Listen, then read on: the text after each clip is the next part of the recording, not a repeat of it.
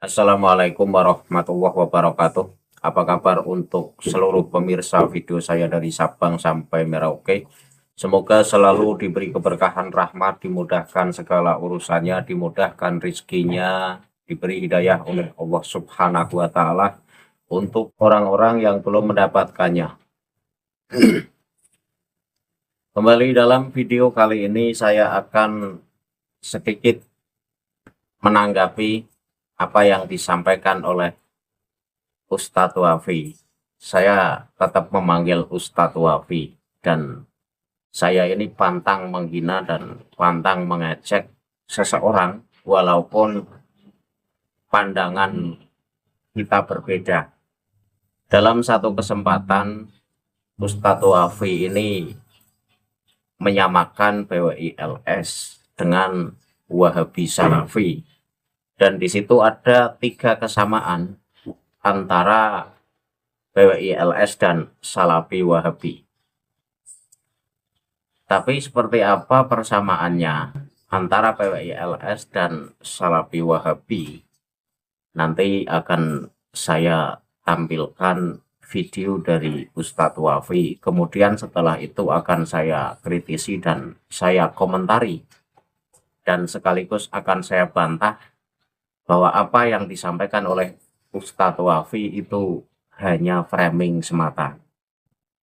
Sebelum masuk pada pembahasan itu, untuk seluruh penonton dari manapun semua yang belum subscribe channel saya bisa tekan tombol subscribe, kemudian like, serta share video ini ke teman-teman semua agar yang belum tahu menjadi tahu. Yakinlah bahwa munculnya channel ini semata-mata untuk memberi edukasi kepada seluruh umat muslim di Indonesia, agar tidak selalu terjerat oleh doktrin-doktrin sesat yang dilancarkan oleh golongan atau klan yang mengklaim dirinya sebagai keturunan Rasulullah dengan mengatasnamakan agama.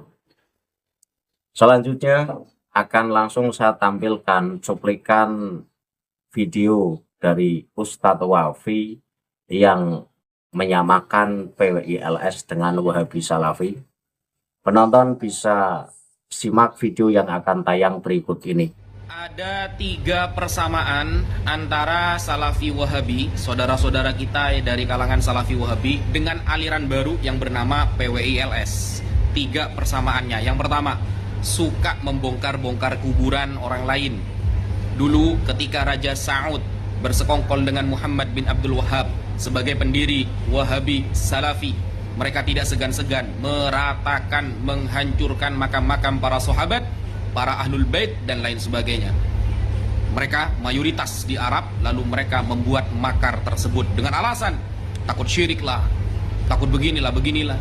Sekarang ada aliran baru yang mirip dengan itu, namanya PWILS.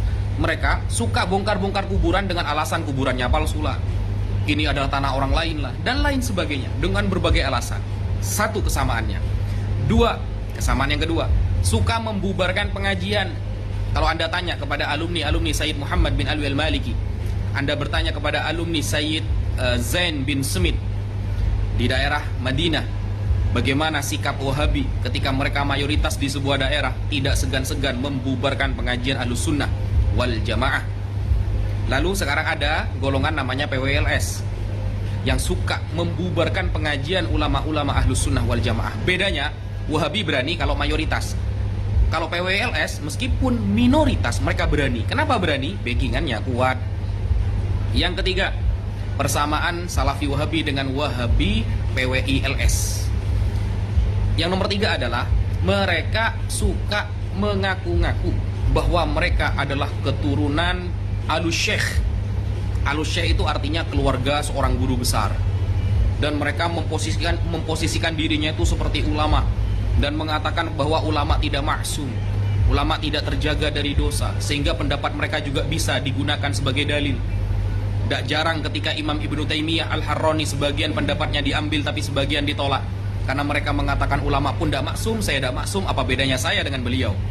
Tapi PWILS juga lebih parah ternyata dengan hal tersebut. Apa yang lebih parah? Mereka melarang orang lain mengaku keturunan Nabi, tetapi di ceramah mereka mengaku Al-Hasani, Al-Husaini, Al-Idrisi, dan lain sebagainya. Orang lain dilarang mengatakan keturunan ini tapi dirinya mengatakan saya adalah cucu Syekh Nawawi Banten, saya dua pupu dengan Syekh Nawawi Banten, dan lain sebagainya. Bahkan Wahabi tidak segan-segan menolak dan menentang pendapat ulama kelas kakap di dunia. Kalau PWILS lebih parah lagi. PWILS itu jauh lebih parah. Kenapa? Ulama sedunia ditolak, dirinya adalah mujtahid mutlaq. Ya, itu kira-kira persamaannya. Dari video yang baru saja kita saksikan bersama, di situ dengan sangat lantang Ustadz Wafi ini menyamakan PWILS dengan Salafi Wahabi.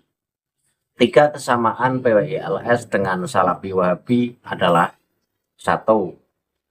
PWILS ini suka bongkar-bongkar kuburan dan tidak segan-segan meratakan kuburan, baik itu kuburan orang biasa atau para wali. Begitupun Wahabi Salafi pun suka meratakan kuburan-kuburan. Kemudian yang kedua, PWILS ini tidak segan-segan membubarkan pengajian dari para penceramah Ahlus Sunnah wal Jamaah. Kemudian yang ketiga, PWILS ini biasa menolak pendapat ulama, artinya mengambil satu pendapat ulama, kemudian sebagian menolak pendapat dari ulama tersebut, karena ulama itu juga tidak maksum, sehingga pendapatnya tidak harus diambil secara keseluruhan. Nah, parahnya PWILS ini, kata Ustadz Wafi, ini lebih parah dari itu. Bahkan PWILS ini menolak pendapat ulama sedunia. Nah, apakah yang disampaikan oleh Ustadz Wafi itu adalah benar, atau Wafi itu sedang mengframing?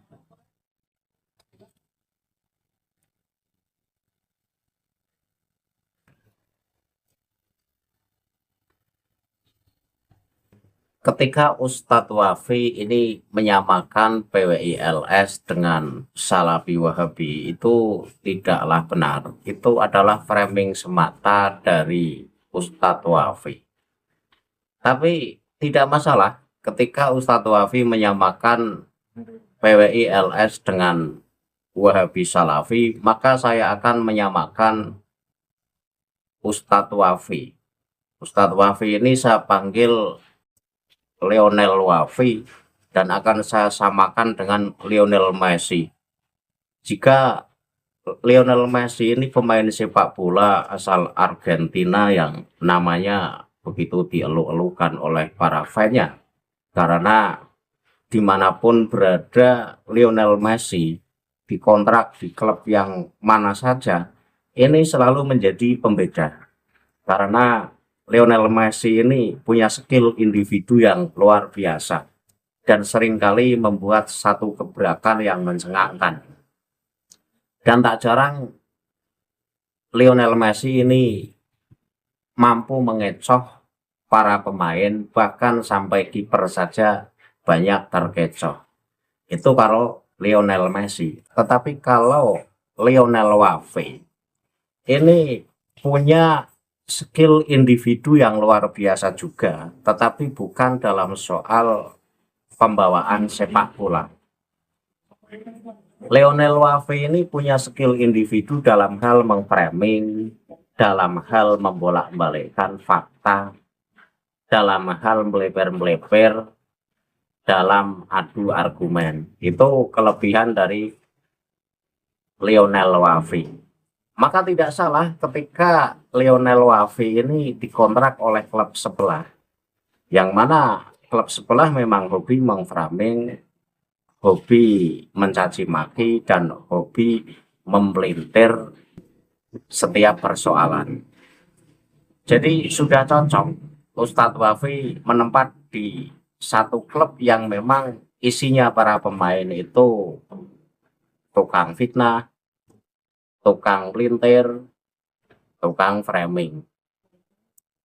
Walaupun penggemar dari Lionel Wafi ini agak sedikit kecewa, karena meskipun Lionel Wafi ini klubnya lagi menjadi lumbung gol, ini Lionel Wafi justru selebrasi kemenangan. Nah itu yang menjadikan fan dari Lionel Wafi ini tampak kecewa. Tapi ya Lionel Wafi ini tidak merasa bahwa klubnya lagi menjadi lumbung gol. Dengan pedenya Lionel Wafi selebrasi kepada para fansnya dan menampakkan kemenangannya. Terus kenapa saya sebut bahwa klub Lionel Wafi ini menjadi lumbung gol dari klub lawan? Ya karena banyak pertanyaan-pertanyaan dari klub Mukimat yang tak mampu dijawab oleh klub yang ditempati Lionel Wafi. Misalnya terkait masalah cerita khurafat. Cerita khurafat ini menjadi momok sebenarnya untuk klan sebelah, di mana klan sebelah ini sangat tidak mampu menjawab setiap pertanyaan dari para mukimat terkait cerita-cerita khurafat yang tertulis dalam kitab-kitab Ba'alawi. Ada ratusan, bahkan ada 500-an lebih cerita-cerita khurafat yang sangat tidak masuk akal yang tertulis dalam kitab-kitab Ba'alawi. Ini Lionel Wafi tidak pernah menanggapi. Jadi Lionel Wafi itu sebenarnya tahu bahwa cerita-cerita khurafat itu memang tidak ada argumen penguat yang membenarkan. Sehingga ketika tidak mampu untuk menanggapi, ya jurus satu-satunya memframing. Saya kasih contoh misalnya. Saya tidak butuh jawaban atas semua dongeng-dongeng khurafat yang tertulis dalam kitab Ba'alawi. Tapi saya mau mengajukan satu pertanyaan, dan pertanyaan ini juga dilontarkan atau ya dilontarkan oleh Gus Aziz Jazuli agar dijawab oleh para mukibin. Apakah benar Faqih Muqaddam itu Allah, sesuai pengakuan yang tertulis dalam kitab Jauharus Safaf atau kitab-kitab lain yang menulis dongeng semacam itu?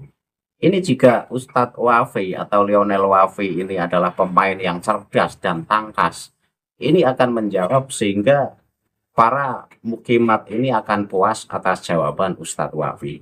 Tapi nyatanya kan Ustadz Wafi tidak pernah menyentuh ke persoalan itu, tidak pernah. Bahkan tidak hanya Ustadz Wafi, seluruh mukibin ini tidak pernah merespon terkait dongeng-dongeng khurafat yang tertulis dalam kitab-kitab Ba'alawi. Itu satu. Kemudian yang kedua, Ustadz Wafi mengatakan bahwa PWI-LS ini melarang orang lain mengaku sebagai keturunan Rasulullah, tetapi dirinya ini justru tak segan-segan mengaku sebagai keturunan Al-Hasani atau Al-Husaini. Saya katakan, siapapun boleh mengaku keturunan Rasulullah. Siapapun boleh mengaku sebagai keturunan dari Imam Nawawi Al-Bantani. Tapi pengakuan itu harus disertai dengan pembuktian yang nyata. Nah, ketika seseorang mengaku sebagai keturunan Rasulullah kemudian tidak mampu menunjukkan bukti-bukti atas kebenaran dari pengakuannya, ya ditolak. Jadi PWI-LS ini tidak pernah melarang siapapun mengaku sebagai keturunan Rasulullah, tetapi mampu mendatangkan bukti yang dengan bukti itu sehingga orang percaya itu benar-benar keturunan Rasulullah sesuai dengan pengakuannya. Nah, ketika hanya sebatas mengaku, gembar-gembor mengaku sebagai keturunan Rasulullah, tapi tidak bisa membuktikan kebenaran atas pengakuannya, ya kita tolak. Jadi ketika Ustadz Wafi mengatakan PWI-LS ini suka melarang orang ngaku sebagai keturunan Rasulullah, ya betul. Karena yang mengaku keturunan Rasulullah itu tidak bisa mendatangkan bukti atas kebenarannya, sehingga kita larang. Dan itu berani memalsukan keturunan, apalagi mengaku sebagai keturunan Rasulullah, itu ancamannya neraka. Jangan main-main.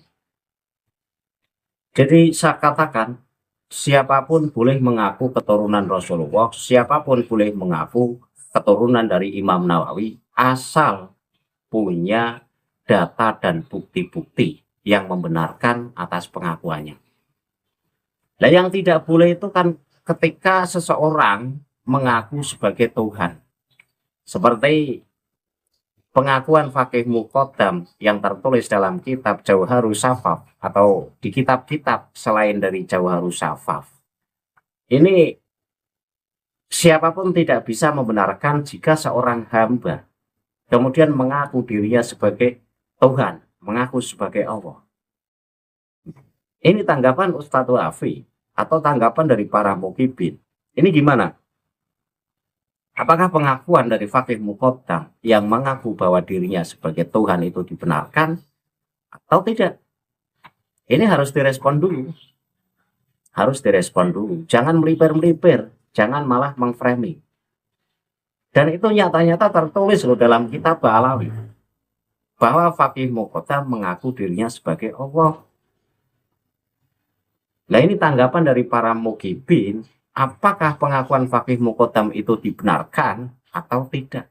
Ketika pengakuan itu dibenarkan, atas dasar apa? Berarti ada Tuhan selain Allah. Dan ketika pengakuan dari Faqih Muqaddam itu salah, ya berarti ajaran Faqih Muqaddam sesat. Kan begitu.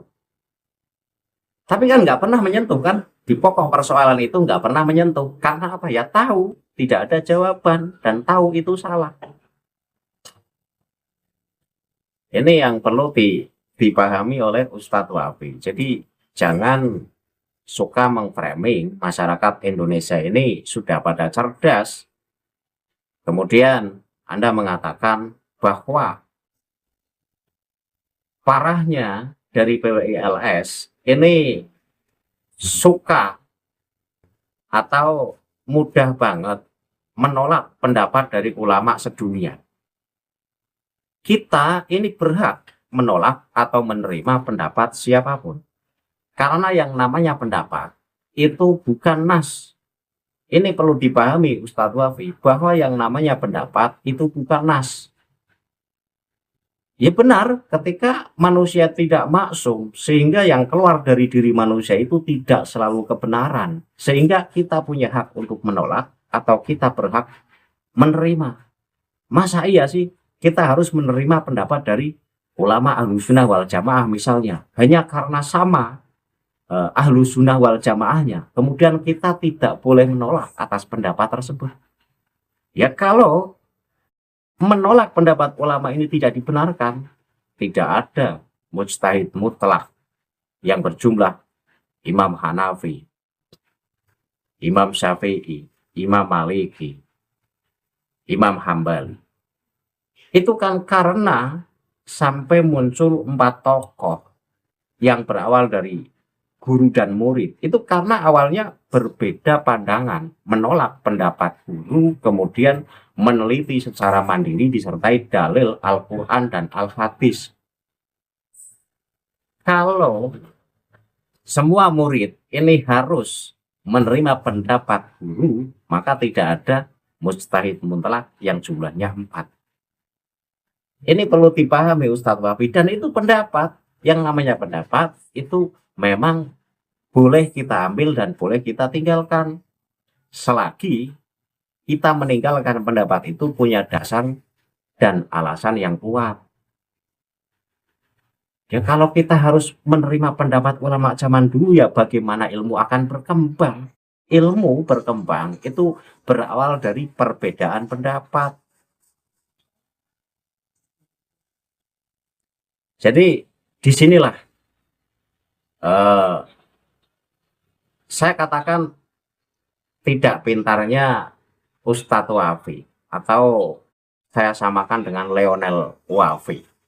Ketika Lionel Messi ini namanya begitu dieluk-elukan oleh para fan-nya karena memang skill individunya yang luar biasa. Tetapi Lionel Wafi ini mengecewakan para fan-nya. Di saat dinanti-nanti jawaban yang membuat klubnya itu merasa puas, Lionel Wafi justru membuat framing yang framing itu justru menampakkan ketidakpintarannya.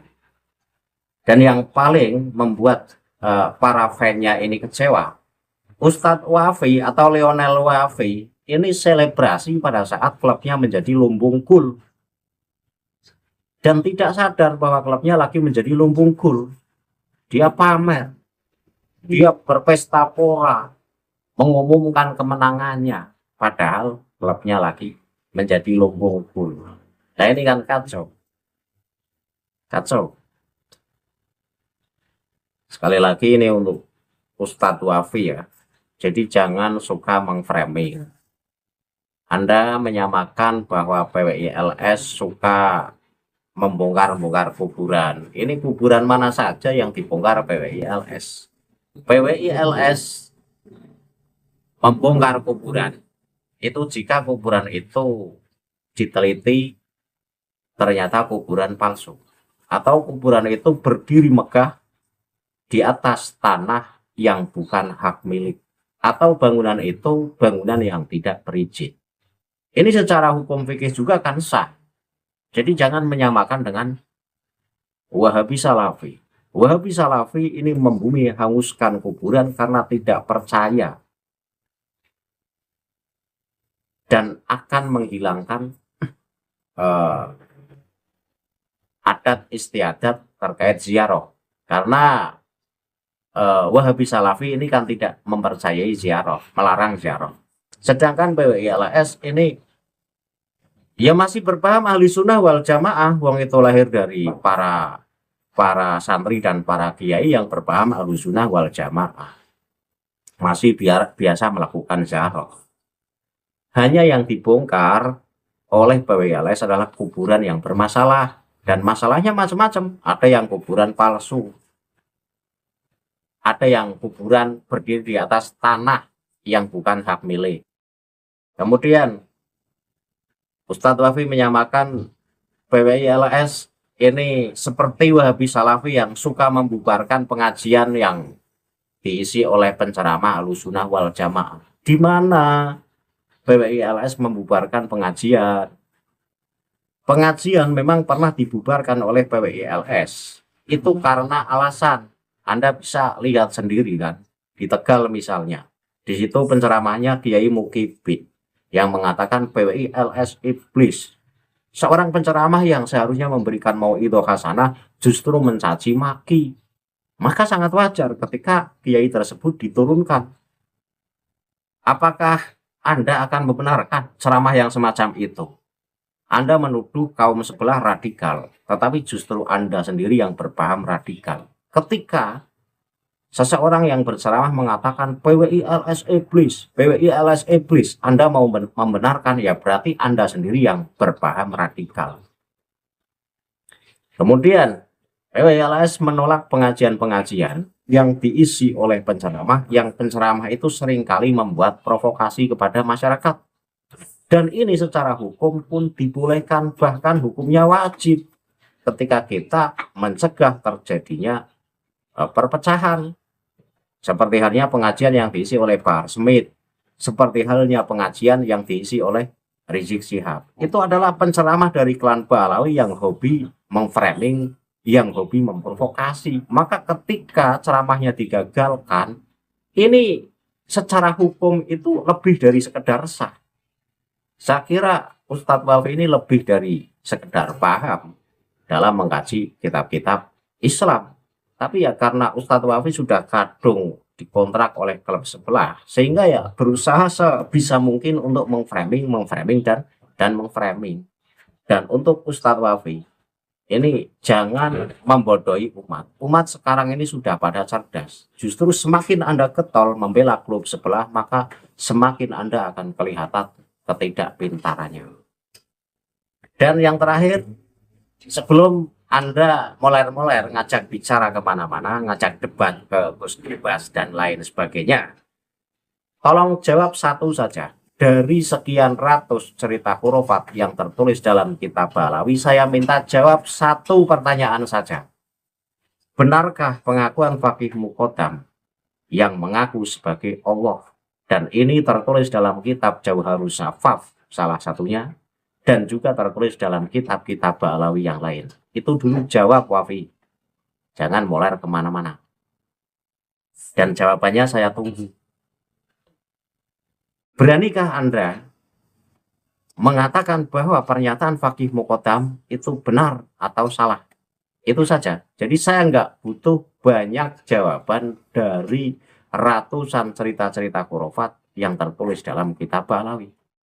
Karena jika mau saya tanyakan semua, banyak. Misalnya, mi'rajnya Faqih Muqaddam bersama dabahnya yang dalam sehari bisa mencapai 70 kali, melebihi mi'rajnya Rasulullah. Ini Anda membenarkan tidak? Karena di situ bukan mi'raj roh, tetapi mi'raj jasad dengan bukti bersama hewan dabahnya. Kemudian wali-wali Ba'alawi ini seringkali mengatakan bahwa walinya dari Ba'alawi ini bisa menghentikan siksa kubur untuk seluruh penghuni alam barzakh. Bahkan walinya Ba'alawi ini bisa mengeluarkan seluruh orang Yaman yang berada di neraka. Nah, ini cerita semacam ini jawab Ustadz Wafi. Jangan lari kemana-mana. Nah ini itu sebagai salah satu cara meneliti keabsahan nasab Ba'alawi. Jika Ba'alawi itu memang keturunan Rasul, mestinya tidak suka double, tidak suka membuat cerita-cerita halu yang di situ justru melecehkan akidah-akidah Islam. Masa Anda tidak pernah sih melihat kitab-kitab Ba'alawi yang isinya ngedabrus semacam itu? Atau Anda tahu, tetapi Anda ya pura-pura tidak tahu karena sudah jelas isinya sesat dan menyesatkan. Itu saja yang bisa saya komentari dari framing Ustadz Wafi atau framing dari Lionel Wafi yang punya titik kesamaan dengan Lionel Messi. Lionel Messi ini dieluk-elukan oleh para fansnya karena punya skill individu yang luar biasa dan tak jarang membuat satu gebrakan yang mencengangkan. Tetapi Lionel Wafi ini punya skill individu yang berupa suka memframing, suka mempelintir persoalan. Dan Lionel Wafi ini mengecewakan pendukungnya karena klubnya lagi menjadi lumbung gol, tapi Ustadz Wafi dengan PD-nya selebrasi di hadapan para fansnya. Akhirul kalam, billahi taufiq wal hidayah. Wassalamualaikum warahmatullahi wabarakatuh. Salam waras untuk seluruh umat muslim di Indonesia.